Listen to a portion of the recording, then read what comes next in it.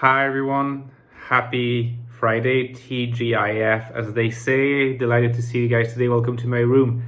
I have great news. Are you ready for this? Are you ready for this? This is it, guys. This is it.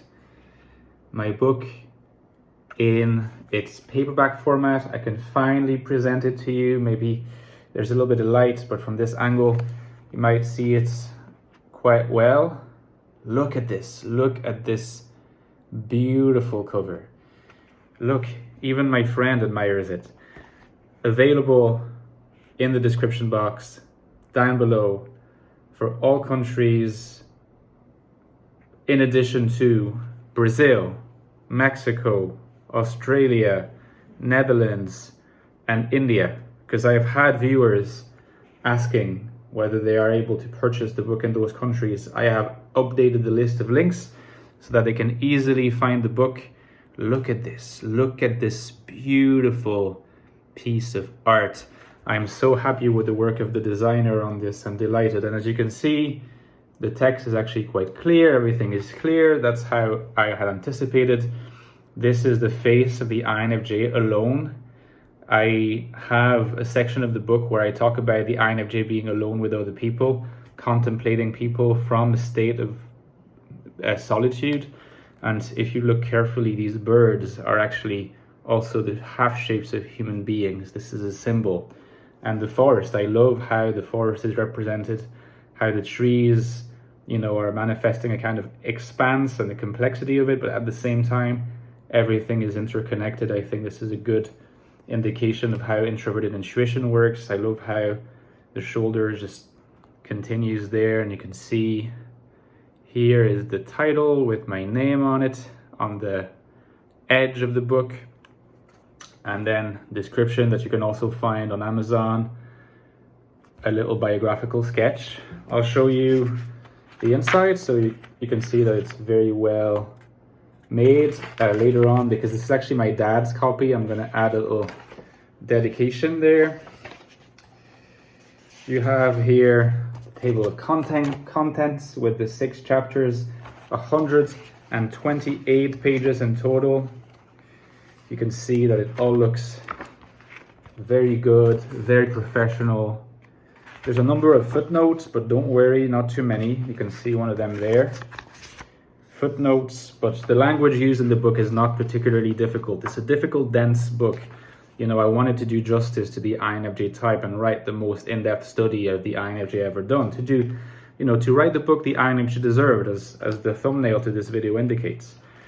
What I really like as well is this idea I had to introduce every chapter with a quote. Here you can see a little quote from our friend Friedrich Nietzsche. Yeah.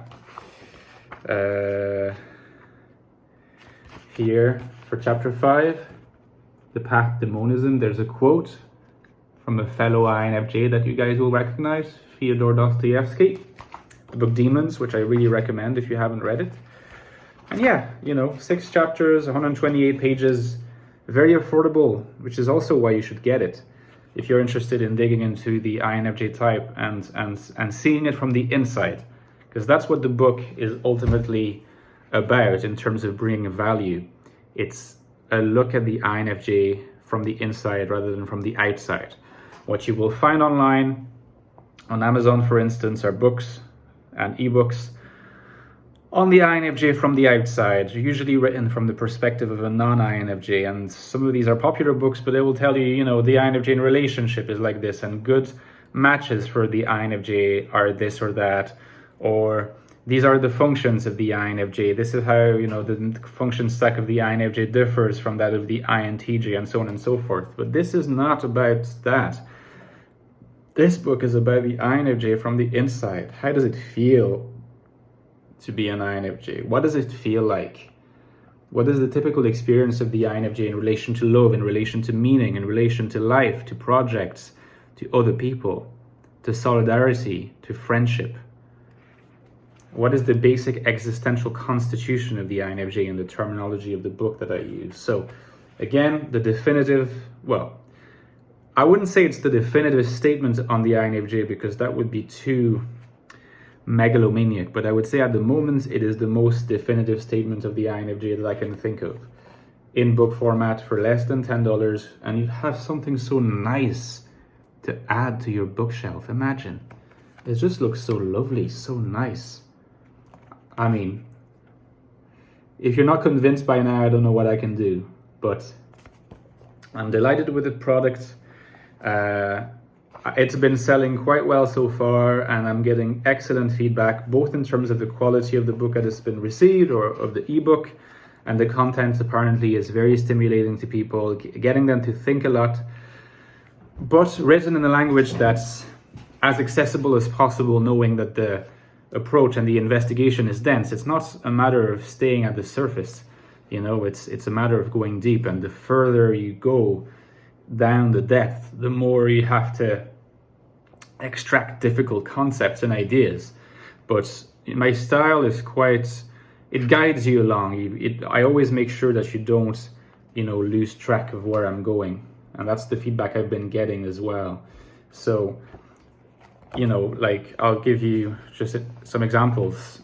Chapter 1 is called Existential Alienation, how the INFJ is fundamentally alienated from the world, from the perspective of their consciousness. Chapter 2 is The World Recovered, how to recover the world from the perspective of an INFJ.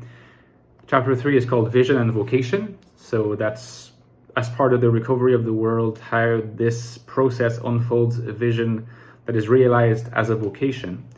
Chapter 4 is The Body Recovered, which is an account of how the INFJ relates to his or her body, and how recovering the body involves a lot more than just engaging in what we call sensory or SC activities. Chapter 5 is an ambitious chapter. I'm pretty happy with it. It's called The Path to Monism, which might sound abstract to you, but essentially about how different types of INFJs that have remained alienated, high INFJs that have managed to reach beyond alienation, are going to have different worldviews that differ in structure along to specific paths. Chapter 6 is called The Open Clearing, because by this point, I've got to a stage where the investigation has answered most of the questions I've been asking, and it's pointing to possible ways forward for further investigations, both into the INFJ and into other types following the similar methods that I use in this book. I call it Existential Phenomenology. It's similar to the kind of phenomenology that's used by philosophers such as Heidegger or Jean-Paul Sartre. Essentially a book about the INFJ consciousness, trying to excavate everything about the INFJ consciousness. Again, not simply what are the external features of an INFJ, but what is an INFJ like from the inside? What is the inner consciousness of an INFJ? So if you read this book, you'll have the answer. Okay? If you have any questions about where to purchase the book, about, you know, if you're having difficulty with the links provided in the description box below, don't hesitate to drop a comment. I would be delighted to answer you. Okay, guys, I will leave you alone. I've been gushing enough over my book. I hope that you enjoyed the video and the book as it is presented here as well, and that you are enjoying it if you already have purchased it. Again, I remain available for any questions. In the meantime, enjoy the start of the weekend, and I'll talk to you soon. Bye-bye.